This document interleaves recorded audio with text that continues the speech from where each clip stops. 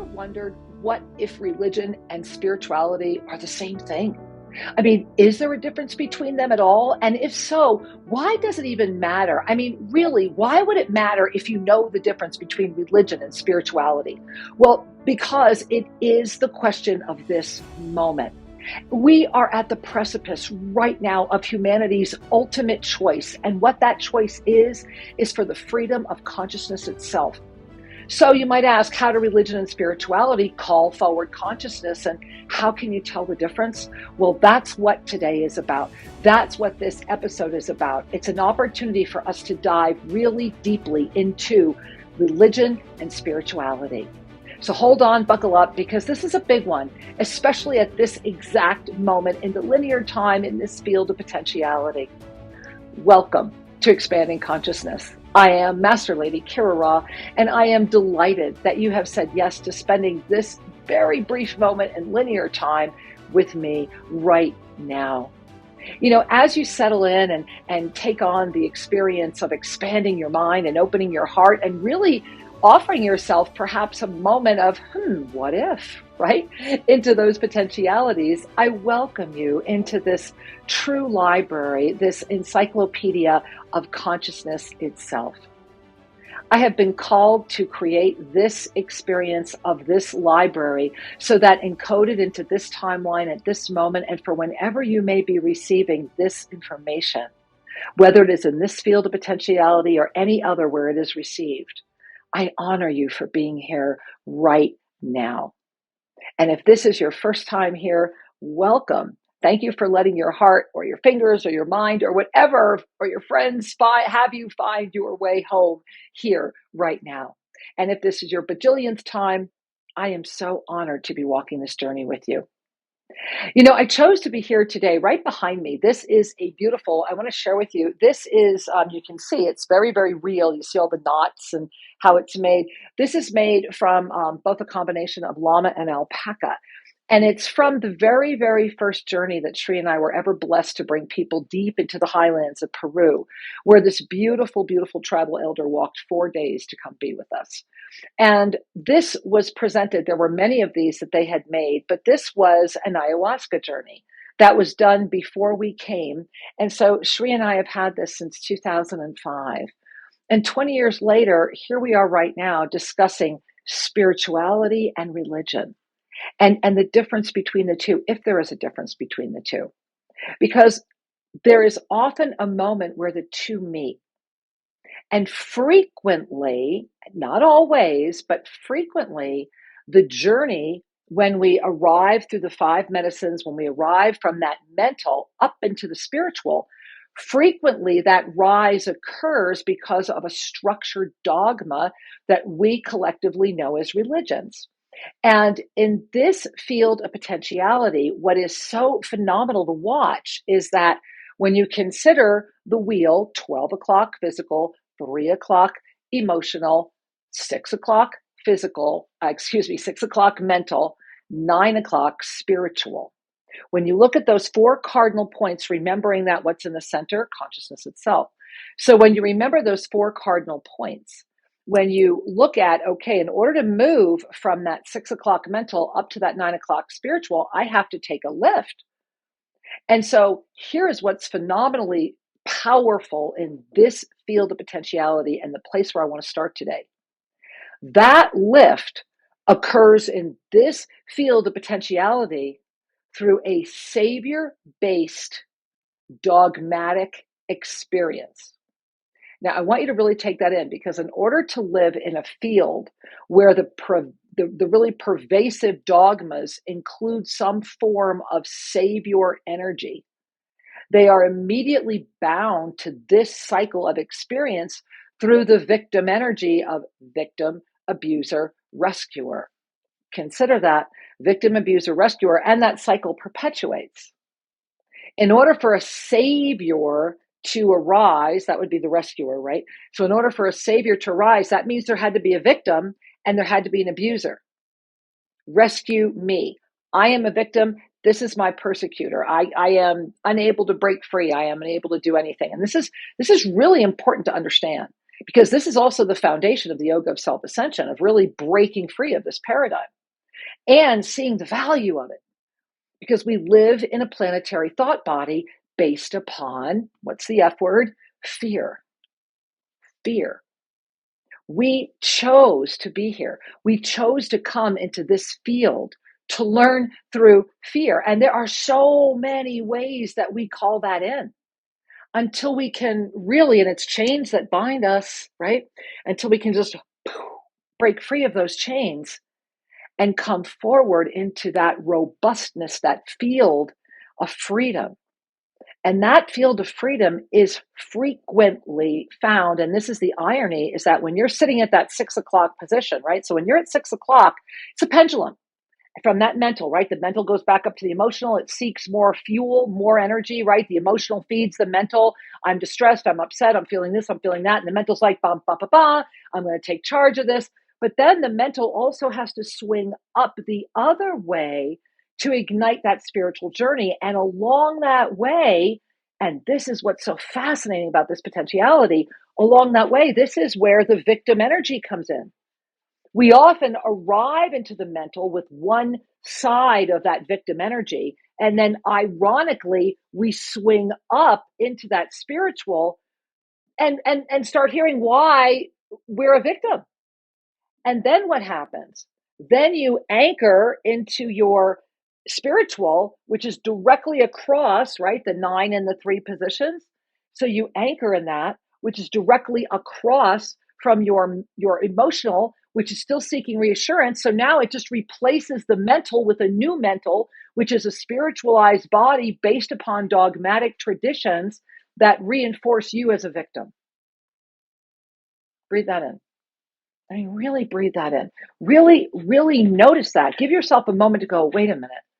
Am I starting to hear what I think I'm hearing? And the answer is, yeah, you are. What are you hearing? You're hearing that the freedom begins through this quest, because it's a lift.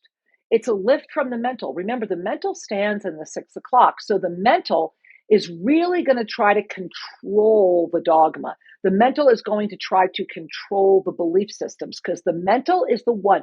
Remember, at the end of the day, it is the 6 o'clock that can do it all and will, and sometimes is so addicted to it that they cannot even begin to see, feel, breathe, or understand that it's this crunching energy of the two coming together that feels so breathtaking, and sometimes in ways that are not so beautiful.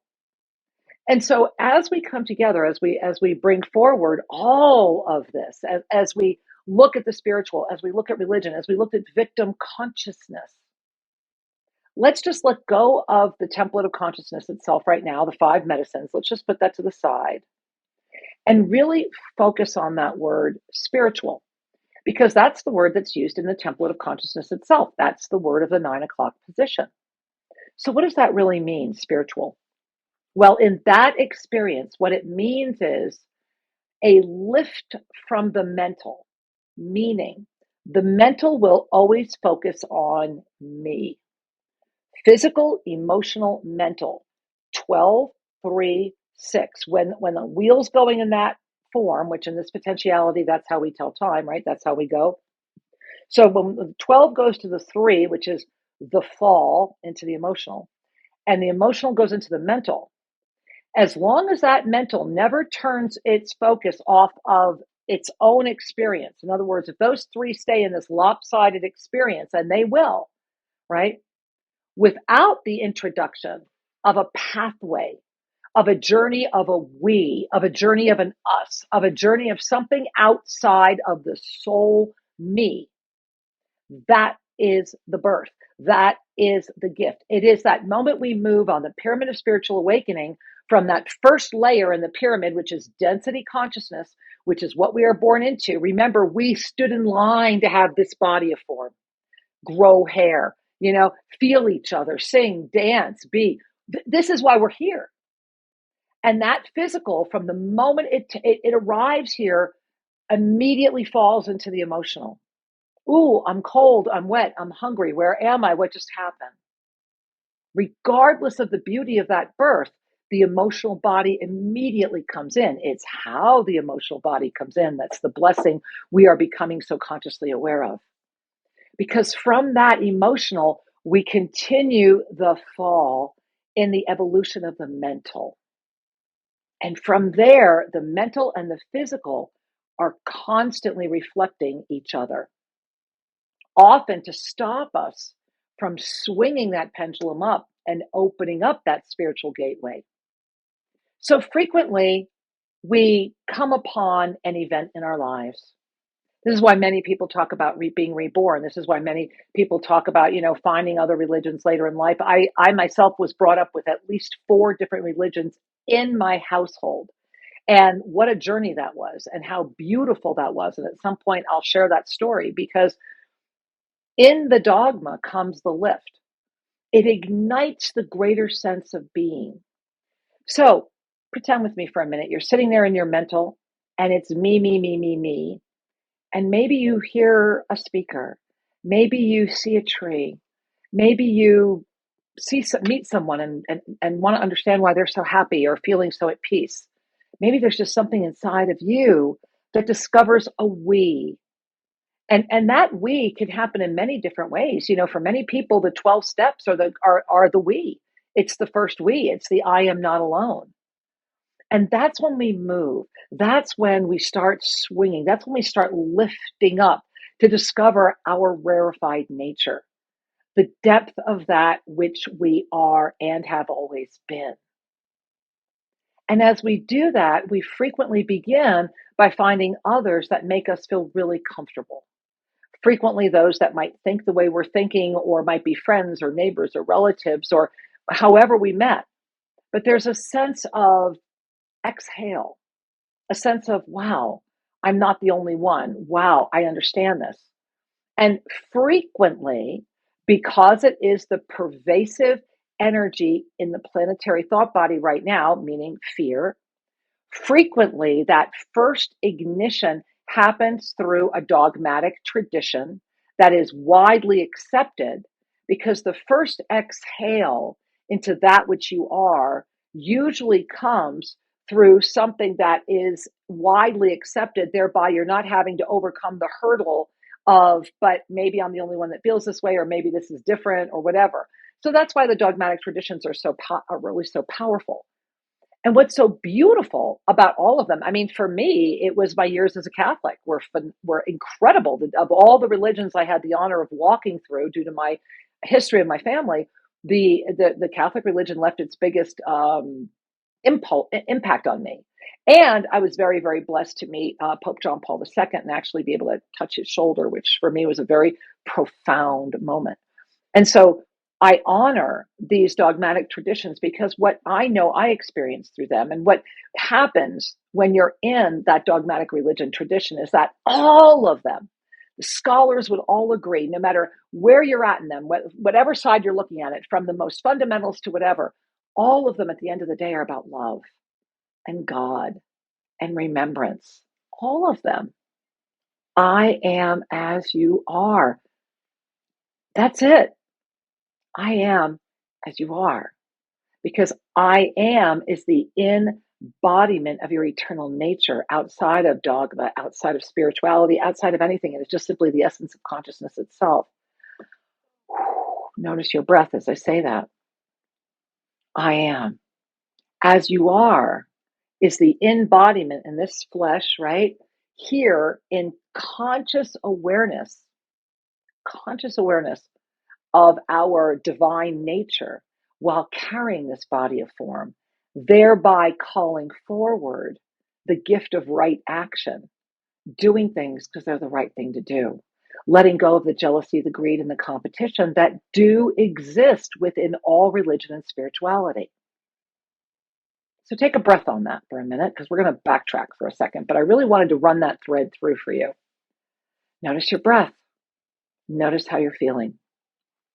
So let's go back to that pyramid of spiritual awakening. We know that there's the 4, think of a pyramid cut into 4, horizontals, right? So the bottom, the base, the first layer of this pyramid cake is density sanity. And density sanity is the me, me, me. It's all about me. It is the ignition of the body of form through the fall into the emotional and the mental, where these three fuse, and there you go. Everything is done through that. And then there comes that moment in the me where a we is discovered, where there is a greater sense of an us. And through that us, a lift begins because it moves from that deep inward me, to an, oh, there's a we. And in that aspect of the journey, all the way up until and as it anchors into the 9 o'clock position, that we comes in the form of us and them. And this is where the sly pirate of the ego, this is where that energy of really dancing and having to gaze into the mirror of the soul and really stay in higher frequency conscious awareness matters. Because this is where religion will tell you why only a priest can tell you what to do. I reflect down here, and forgive me, but because I've lived I've lived south of the border for so long now. I left the United States first in 2007 and permanently in 2010. And so having been a world traveler for that many years now, and having settled permanently here in South America, what I can share with you is that we are so the same. Everyone is looking after the same experience. Everyone is looking for a sense of love and a sense of peace and a sense of family and a sense of belonging. And as we collectively rise, as humanity rises right now, when I'm down here and I watch a priest, for example, show up in a village where your monthly salary is $400 and you've got 5 kids and you are living on that, eating on that, going to school on that. I mean, everything, guys, everything. I just want you to imagine that. And then I'll take you into their homes and you'll start understanding how they're living on that. And then a priest walks in because a baby's been born, and there's a lot of babies being born, and gets $100 and to baptize that child. And if you don't pay that $100, you're a bad person and your child will go to hell. And so that family will scrimp and save. They will go without eating. A child might not get to go to school that year because a new one was born, and it's important that new one goes to heaven. Now, I want you to breathe that in for a minute, because that's religion, and that's the power of dogma. And it's very interesting because that dogma comes with it a set of rules and a sense of obligation, usually based upon fear, shame, and guilt. Fear, shame, and guilt. I'll never forget the time I was in Chichicastenango in Guatemala, and they have a beautiful cathedral there. But one of the things that's nice about it, and has happened often when the conquistadors came in and when the Spanish culture came in, was that they were building their churches on top of the indigenous sacred sites. And in Chichicastenango, in this one church, they kind of blended the two. And I'll never forget when I was in there and I was sitting in this pew, just really feeling the energy, that on her bleeding knees, because she had been walking from the street on them, this girl was walking by me, begging for forgiveness. And she could not have been more than 14 or 15 years old. And my heart wrapped around this beautiful girl, where a dogma had her believe that she was so horrible that she needed to publicly allow herself to try to keep begging forgiveness. And no one would offer her anything other than a clear path. And I find that so symbolic in however that calls to you, because first you have to look at her passion and her dedication and her belief and honor and respect the depth of dedication and love that would call her to say, I will do this. That's true passion. That's extraordinary. And then to look at what called forward that passion and how that passion is grown. Because at the end of the day, dogma is passion, as is spirituality. If you've ever been to any form of church, no matter what is going on in the sermon, no matter how it's being presented, no matter how radical or traditional you may perceive it to be, for those in that congregation, it's perfect.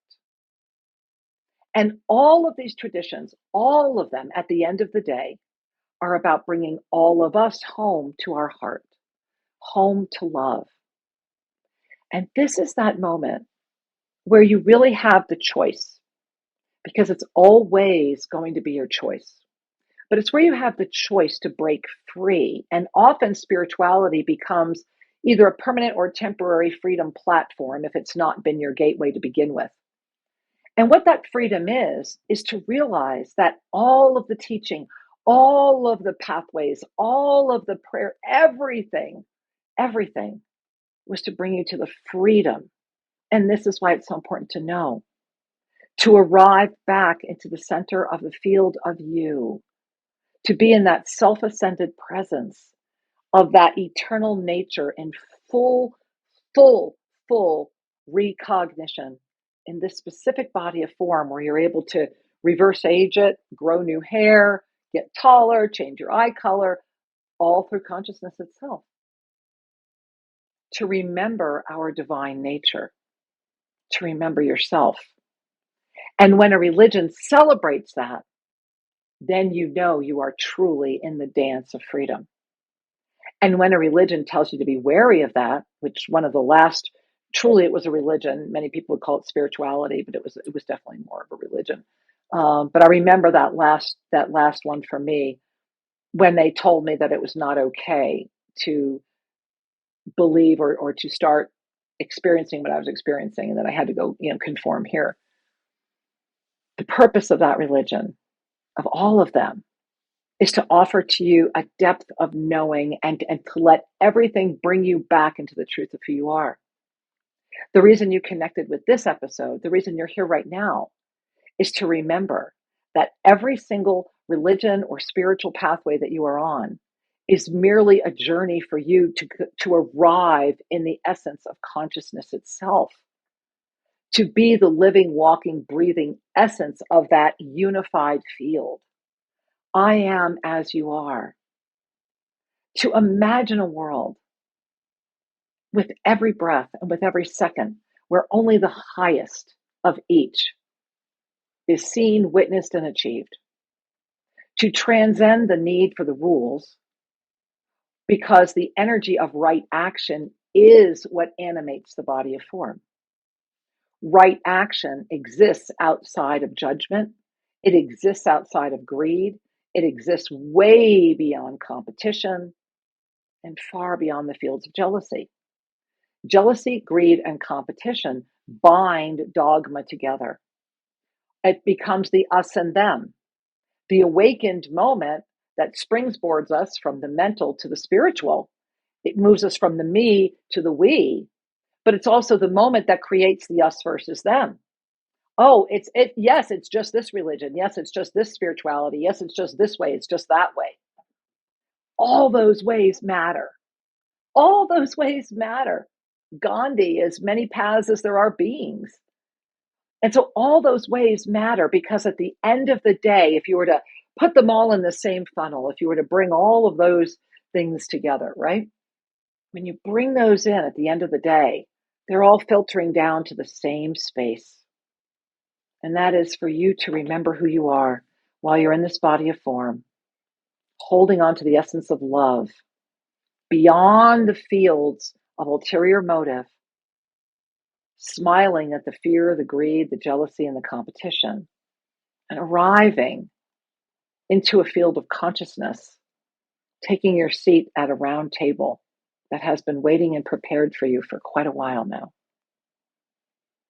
So if you bring your hands to your heart right now, notice if you're judging, notice if you're minding, notice if your mind's going crazy. And then I invite you to do something really fun, and that is to listen to this again really soon. And to really breathe and relax and notice, where has religion brought me? Where has spirituality brought me? Where am I now? Because right now what I know is that I am Master Lady Kira Ra. I am a unified field of Sri Ram Ka Kira Ra, carrying the essence of the eternal field of mastery in conscious awareness with this body of form. And what I know is that you are capable as well, which is the only reason I exist. And so the gateway is open. Your pathway has been extraordinary. And being in the gateway of mastery does not mean you must leave the gateway of the religion or the dogma of spirituality. It simply means you have arrived at the top floor, able to see the blessing and the integration of it so that you may expand through it. I invite you to visit SriAnkara.com, soon to be MasterLadyKirara.com, and to learn more, to discover the ensoulments, to take a breather, to just have fun and relax. I love you with all my heart, and know that all is truly well, as my beloved Sri Ramka would always say. And in this moment, it matters more than ever to know that. I love you. Have a blessing. Thank you for joining me on Expanding Consciousness. Learn more about the Yoga of Self-Ascension at SriAnkara.com, and make sure you're subscribed to YouTube official Sri Ankara. Remember, you are the gift. I love you and look forward to being with you again. Namaste.